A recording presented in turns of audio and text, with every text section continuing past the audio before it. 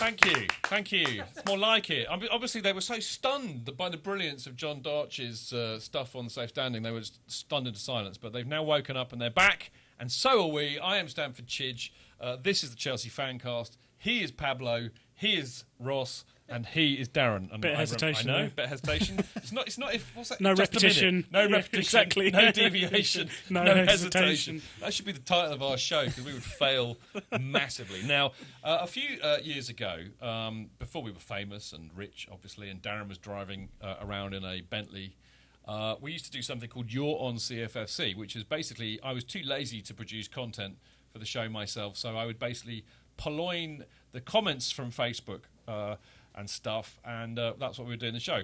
But I thought we'd reintroduce it because I kind of think it's a bit more easy to understand than if you don't ask, you don't get. It's basically your bit of the show where if you want to say something, you want to ask us a question, you want to have a rant like I do or whatever, you need to get in touch with us and be on the show. And you can do that in a number of ways. First of all, if you are listening to us live on Mixlr, mixlr.com/Chelsea-Fancast. You can be chatting with the Chadmeister and asking the questions via him, or you can do it via Twitter, of course, if you tweet us at Chelsea Fancast and use the hashtag, which is basically hashtag Chelsea Fancast, then we'll know that you're wanting to ask us a question. And also, of course, you can email us during the week, chelseafancast@gmail.com. And the last thing, which I kind of like the most, because by doing this as a TV show now, we can now do live Skype calls with video, and we can actually see the whites of your eyes as you're asking us the difficult questions. And I kind of like that. But anyway, if you want to Skype us, let us know during the week, and then add us on Skype, chelsea.fancast. And I do believe we have one or two tonight. Now, just to give Chadder a bit more time to compose himself, because I'm all heart, really. It's not true what you say about me. I am all heart. I've got an email which actually tickled me pink this week, and I've got to read this out. This is brilliant. This is from Bruce Kent, which is basically why it tickled me pink, because my immediate thought was this must be the guy who used to run the CND movement when I was a kid in the 70s and 80s, which is why it means nothing to you. My first thought was he's a superhero. Yeah, so was mine. Yeah, but that's not Bruce, is it? No. Well, it's Bruce Wayne or Clark Kent. Yeah. Oh, maybe Bruce Kent is an amalgam of Batman and they're both Superman. They're both DC comics. You're very I like your style, Ross. Anyway, Bruce Kent has sent this brilliant email, and he says, "Hello." Maybe not quite like that. He says, "Hello, I am a huge supporter from the United States. I love listening to your podcast. You guys are awesome, and it's great to know the mighty CFC have their own podcast. I generally listen on YouTube. I think you guys are great, and you're doing a great service for the fans worldwide. Keep it up, guys. You rock." I love that. When you get an email like that, you just go, yes, this is why we do it. We were going to stop doing it until we got that email. We were, actually, Bruce. We were miserable. I mean, what you don't know, it's a bit like a band, like a big rock band. I mean, we're all very happy and smiley, and we love each other on the show. But the minute we finish, we have a fight. Musical differences and all of that. Now, I'm not sure whether we got a Skype caller on the... We got Mike on Skype. Let's hear what Mike has to say to us. Hello, Mike. Hey fellas, how you doing? We're good, mate. How are you? Bad. I like your shirt. Thank you. I love that shirt. It's a good shirt. It's one of my favourite shirts we've had in years, so snapped it up. It's quality, isn't it? What would you like to ask of us? I want an opinion on a topic that's been many a conversation starter, and that is Fernando Torres, of course. Many say underperforming in terms of goals compared to his days at Liverpool. And we've seen glimpses, against Spurs, for example, the Vertonghen incident aside.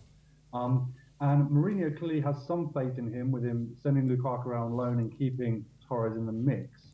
So what do you think Mourinho needs to do with Torres to just really get the most out of him based on how he wants the team to perform moving forward?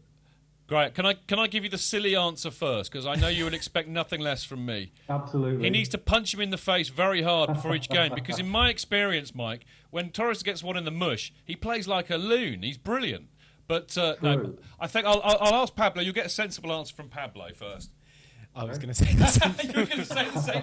Give him the sensible answer. I think with Torres, he's always kind of felt like he needed to be loved to an extent. I think Mourinho is very good as a man manager and kind of putting confidence into people. So I think he probably just needs to work his usual stuff. Really, I mean, it's not really. That's what I'd have said as well. The fact that Mourinho is good at taking deflection away. If Torres had a bad game, he wouldn't want to talk about it. He only seems to like to criticise them when they've actually had a good game or something, because it's not going to really hurt their feelings. So I do just think Mourinho being there, and he sort of understands players and he can put his arm around them, and I just think Mourinho, he will stop all the pressure getting to him. Ross, what do you reckon? I mean, I think my opinions on Torres are pretty well known, but as long as he's in the Don't Chelsea... tell me there are people who are yet to be discovered in the Amazon rainforest who know your thoughts on Fernando Torres. I think there might be one or two, but Okay. I mean, as long as he's in a Chelsea shirt, I'll always cheer for him. But if I'm an opposition fan or manager or whatever, I'm more than happy to see him in the lineup, just because he doesn't have the pace, which is the difference he had before. His ball retention's poor. He doesn't score enough goals. I mean, every now and then you get a decent performance out of him, but you rarely get a cracking performance and say a hat trick. You more often than not get a slightly decent performance and maybe an assist or something. He doesn't produce enough for me. That's the disappointing thing. I don't know what I'll ask you what you think in a minute, Mike. But I think that's for me the disappointing thing about Torres is that when you pay £50 million for a player and he comes with that reputation, and you've had a Didier Drogba in your side as well. I think you should add. You kind of expect what you expect performances from a world-class striker. You want 20, 25 goals a season. You want superb match-winning performances and massively important goals. You want hat-tricks. You want quality goals. And maybe that's very greedy of us. Maybe we expect too much. From my own perspective, I kind of agree with Darren and Pablo. I think maybe with Mourinho in charge, we've got the chance to get the best that we can out of Torres. And that isn't to say that we'll get the Torres that was at Liverpool and banging him in for Spain, but the best that we can out of him, because I think that Mourinho is without doubt the second best manager in football that I've ever seen, the first being Brian Clough. So I think he's great. And I've got to ask you, Mike, I love the way you've got the glasses and the beard like I have. I've got to say your beard's better than mine. Well, you are my role model, of course. Any other way? I paid Mike to say that, by the way, everybody. So, Mike, what do you think? How do you think we're going to get the best out of Torres? Well, I mean, as I mentioned, I think we've seen glimpses already with Spurs, for example. His playing style in that game especially was very different, whereas before it'd be a case of, we'd pump the ball up to him, he'd try and take on 2, 3, 4 players, and inevitably we'd lose the ball. And I think Mourinho is trying to change the way he plays to perhaps get the ball into feet and be more involved in the play rather than him being, the focal point of everything. So I absolutely agree with what you're saying. As long as he knows he's being loved and, Mourinho wants him in the team, then we're going to continue to see an improvement in his game overall, I think. Yeah, I mean, excellent. I tell you, nothing, and I've said this even when I've, been calling it as it is about Torres, but nothing would please me more than to see Torres, regain some of the form that he had at Liverpool and bang him in for us. It would make me a very happy man. Mike, that's a brilliant call. I really enjoyed that. Thanks for coming on, and do come on again anytime you like. Thanks, fellas. Appreciate it. No problem. Cheers, mate. Good to speak to you. Cheddar, I think it's time for a question or two from the Mixler people. Yeah, well, I've got some questions here. First one I'll put to Ross, which comes via Twitter from @CallumField CFC, and he says, who does he think will be Chelsea captain in 5 years' time? Wow. Good luck with that one. I think the obvious answer is they're probably not at the club. But if I had to pick someone... John Terry. We'll be knocking around still. Well, Terry could be captain if he was manager and still picking himself. Of the current squad, Petr Cech, maybe, if he's still in. Well, that's a good question, isn't it, Cech? Not vocal enough. Can you go nearer the mic, please, Darren? Not vocal enough. Yeah, you're not vocal enough. Yeah, can you stand up straight? Behave yourself, Darren. You've been doing very well. I know, Cech he can mind his box, doesn't talk enough. He wouldn't be a good captain. Well, I think that was proved, actually. I moaned about him as our captain when he was standing in last year, and I just don't think it works. What do you reckon, Pablo? Captain? Yeah. Nathaniel Chalobah, obviously. No, Chalobah? I mean, no, it's a good like, shot. I mean, Lewis Baker, maybe. there's a couple of guys with really, really good leadership quality at youth level. Obviously, I mean, the nature of the players at Chelsea, like the big players, mean it's unlikely that you're going to get someone who's 20, 21 who's come through the youth system captaining the team. So, obviously, I suppose Terry did it, but it's impossible to say. Terry had different circumstances. Yeah. Terry wouldn't have broken through into the first team if we had all the money and all the stars already. It was because he could get that right sort of development and balance between playing him and not playing him and everything else that he... Although he did manage to outplay Frank Leboeuf once he got his foot in the door. Yeah, well, and The Rock. Desai. He edged Desai out of both the captaincy and central defence. No, I think Desai retired when Mourinho gave him the captaincy. He retired because he knew that John Terry was ready to take over, and I think there's a difference. He had one season too many already, my opinion, I think it's going to be captain leader Giza. I think David Luiz will tell Barcelona to jog on, and I think he will be the captain. He's already the captain for Brazil. I don't see why Sharp shouldn't be captain. Gary Cahill is the current player. Well, that's not a bad shout, Dazza. I don't think it's a bad shout because actually, and I think we never really touched on this during the bit about the game, but clearly Jose wants Terry and Luiz as his central defensive pairing, but actually Cahill is the natural replacement for Terry in terms of a defender. So why not the natural successor in terms of captain? But I think if in 5 years' time Gary Cahill's our first choice centre back, then I don't think that's as strong as it could be. Can he develop though over time? Terry wouldn't have been. He's in his mid-20s already.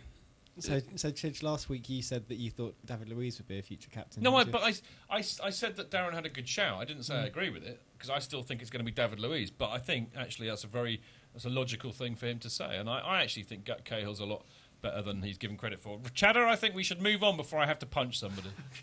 Question for Darren here from Neil Hobson. He says, who does he think is going to be the hardest team to beat in the league this year? Ooh, good question. It is actually. I don't know. So I wouldn't say it. I really wouldn't say necessarily it would be Man City. Definitely not Man United. I don't want to give Arsenal any credit there either. I don't know. I do like Brendan Rodgers. I probably would say Liverpool now that they do have Suarez back. I do think they'll have a bad run, but I actually think we do struggle a lot when we do go to Anfield. I think Liverpool. Yeah, I think I'd be there with Darren. I think in terms of actually Chelsea versus an opposition, I think it would either be Liverpool or Arsenal. I think those two are always up for playing us. But in terms of the fight for the league, I think it's us and another team who managed to put it together. I think we're the favourites. Blimey, that's a really hard... It is a brilliant question, by the way. He says, trying to stall so he can think a bit more. I hate to say it, but I think Darren might be right. I think Liverpool, look like a tough team to beat at the moment, and we seem to be in a bit of a baddish kind of run against them, which worries me as well. I think Arsenal are looking a lot better than they were last year, and I'm not just saying that because they scored 4 worldy goals yesterday that everybody in the media is loving. 2 days ago. Saturday, Or whenever it was. I work in a different time zone than everybody else, Darren, you know that. And one was a very good goal. I mean, I don't know. I tell you what. Here's an interesting thing. I'll answer that question after we played City. I thought you were going to say you answer this question after we played everyone. Well, I could do that, but that would be even very low by my standards. But no, I'll answer it after the City game. I think that'll be an interesting test, because we're going to be at home. So actually we should be expected to try and get a result there and not do what we did at Old Trafford. So I think it'll be very interesting as a test for us to see where we are at the moment. That will. And one thing about Liverpool, though, is December 28th, I think it is, and we always lose people like Petr Cech and John Terry over Christmas, so it makes it even harder yet again. You got on that? Maybe. Well, I think Everton are always difficult to beat for us, as we've kind of proved. And I mean, the thing is, with virtually every other team in the league, is they have the ability to capitulate at any given moment or any given game. Like Liverpool, everyone's saying hard to beat, but they had one game where they couldn't find the net, and Southampton score against them. Southampton beat them Anfield. Like, there's not a single team that I have confidence in being a strong enough unit to not lose. All right, we have another Skype call, which I'm delighted to say. I believe we have Josh on Skype. Hello, Josh. Yeah. Hello. You're the man in the shadows, my friend. Is it because you've got really controversial stuff to say, so you don't want anybody to recognise you? I can understand that. As well. Where's the voice modulator? One of these days I'll do the same. Hello, mate. Lovely to see you. What's your question? Hello. Can you hear us?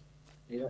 What's your question, mate? Do any of you guys hope that Azpilicueta's going to be involved?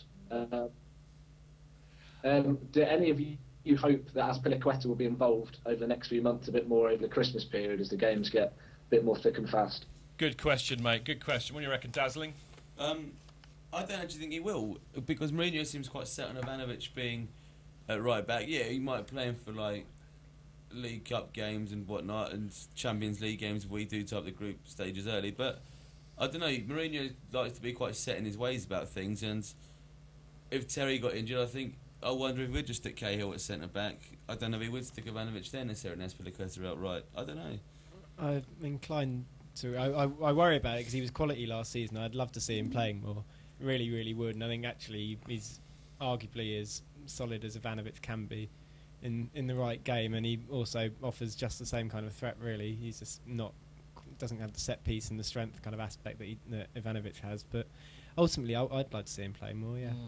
I've got to say, I would too. I really, really like him, and he looks like a proper right back, if you ask me. And I think he's a very different player from Branner. That's the thing, Branner's a very, very physical player. In some respects, you could argue that he should be playing in central defence rather than as a right back. His Rabona notwithstanding, I do get a bit frustrated with his lack of ability to cross the ball and hit the target. I mean, sometimes it's good, actually. Yeah. Sometimes it's excellent. I said it occasionally. It's hit and miss, and that worries me a bit. But I'm never, ever, ever on this show going to say a bad word against Branner Ivanovic because I just love that man.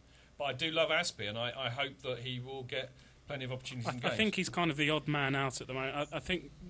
Two things.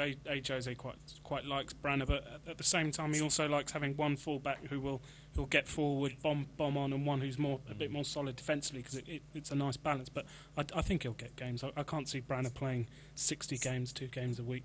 Well, I mean, you're obviously a fan of Aspie, Josh. So what do you reckon? Well, funnily enough, I got him on the back of my shirt this season, which wasn't the best of calls in hindsight. Well, it could have been worse. You could have had Moses. Yeah, my dad had Ricardo Quaresma a couple of seasons ago. The biggest jinx in the world. I had Panucci once. I really do like Aspie. To be fair, the fullbacks really coming from other European leagues. It's probably one of the harder positions to adjust to, with obviously the new wingers coming inside a bit more, so their positional awareness is sort of tested a little bit more. But he did a really good job first debut season. I thought he was most of the aspects you look for our right back after having Basingwa. You want somebody who can go forward pretty well and defend half. Sorry, Josh, Agent Basingwa, as he's now known. Yeah, but no, I think Azpilicueta, he's obviously got to learn a bit more. Sometimes he got caught out last season, I think, with a few headers and stuff like that. But in terms of his core aspects, really, he's got it all, really. Yeah. And he's still only 22, 23. So I'm hoping he's involved a little bit more. Hopefully not at left back, but hopefully at right back. But I do like Ivanovic at right back. It's one of those things that Ivanovic is such a vital player. You want him in your team, whether it's right back or centre back. It's difficult, isn't it, mate? But I mean, they're both lovely. I hope he gets more game time. I'm a great fan, but Branner is Branner. Mate, we got to go. Thank you very much for the call, and please come and talk to us again. I really enjoyed that. Cheers, mate. That's how we get DJ on the show. That's maybe how we do it. Hood over the head. We got to go because we've run out of time on this slot. Thank you, Cheddar. You've been saved by the bell, my friend. But I did notice there were some great questions, and I'm very, very sorry to the people who didn't get on.